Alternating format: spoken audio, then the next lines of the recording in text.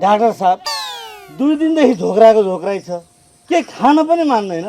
के त भन्दाखेरि आखिरमा हो नि त राम्रोसँग चेक जाँच गरिदिनु पर्यो।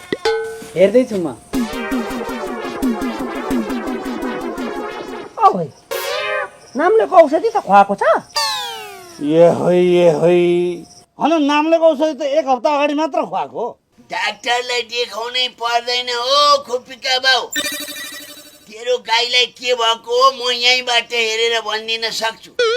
यसरी गाई झोक्राइरहने, गाईले केही पनि खान नमान्ने चाहिँ कि गाईको जिब्रोमा घाउ भएको हुनुपर्छ कि गाईलाई भ्यागुटे रोग लागेको लक्षण हुनुपर्छ। यो मुख्यतया गाईहरूमा भ्यागुटे, नाम्ले, खोरे, थुनेलो, लम्पी, ज्वरो, निमोनिया, फित्ते जुका, कुनै जुका त 24 फिटसम्मको पनि हुन्छन्।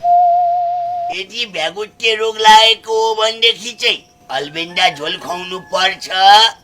जुकालाई आइमरेरमेक्टिन र निमोनियालाई अक्सिडेटासाइक्लिन खुवाउनु पर्छ। यदि तैँले घरमै घरेलु उपचार गर्ने हो भनेदेखि मारी गाँजा, सिल्क्युमुर र लसुन खुवाउनु पर्छ।